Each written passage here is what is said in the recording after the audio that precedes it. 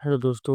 आज मैं आपके साथ Jan Nayak Chandrashekhar university Ballia BEd first semester का सेकंड क्वेश्चन पेपर शेयर करने जा रहा हूँ।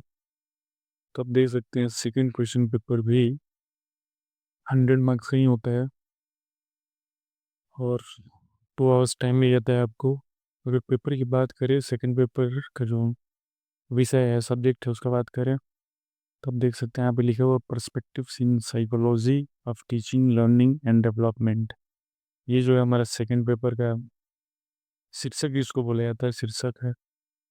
क्वेश्चंस की बात करें तो आप इसमें भी सेम उसी तरह से 3 सेक्शंस में क्वेश्चन पेपर डिवाइड होते हैं, section A, section B and section C. तो सेक्शन ए में वेरी शॉर्ट आंसर्स क्वेश्चंस होते हैं, जो वही 5 क्वेश्चंस होंगे 4 मार्क्स के, और आपको आंसर्स करने होते हैं। क्वेश्चंस किस तरह के होते हैं आप वो उसको देखें। What is the meaning of teaching, यानी कि शिक्षण का क्या अर्थ है। ठीक है। उसके बाद what do you mean by childhood, ठीक है, बाल्यावस्था से आप क्या समझते हैं। Then what is the meaning of motivation, विप्रेरणा का क्या अर्थ है। Then what is the adjustment, समायोजन क्या है। प्रतिभाशाली बालक को डिफाइन करना, गिफ्टेड चाइल्ड इसको बोलते हैं। फिर से हम आते हैं सेक्शन बी में।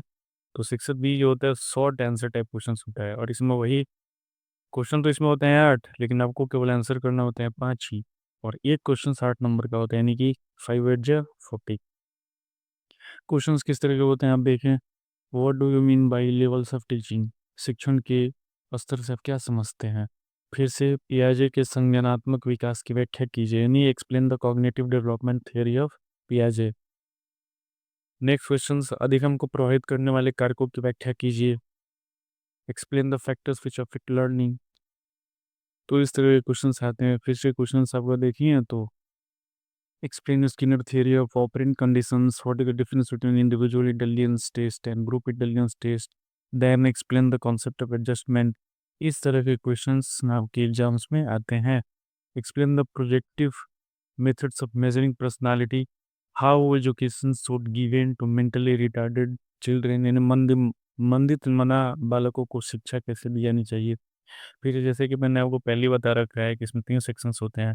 जैसे कि हमारा सेक्शन सी आ गया, ये सेक्शन जो है मोस्ट इम्पोर्टेंट सेक्शन है, और इसमें केवल 2 ही क्वेश्चंस होते हैं, और वो 40 नंबर के होते हैं। ठीक है।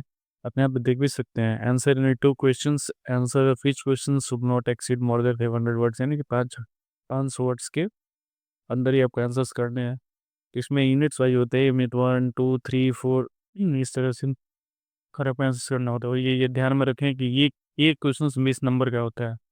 तो ये पहला क्वेश्चन है हमारा, विकास का अर्थ, प्रकार एवं सिद्धांत का वर्णन कीजिए, कि describe the meaning, type and principles of development.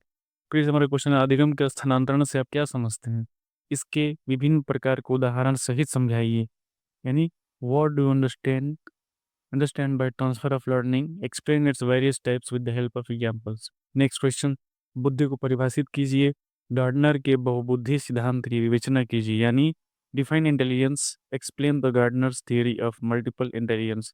And हमारा जो हमारा लास्ट क्वेश्चन है वो है, व्यक्तित्व को परिभाषित कीजिए, बालक के व्यक्तित्व को प्रभावित करने वाले कारक कौन कौन से हैं, यानी कि define personality, what are the factors which influence the personality of the child.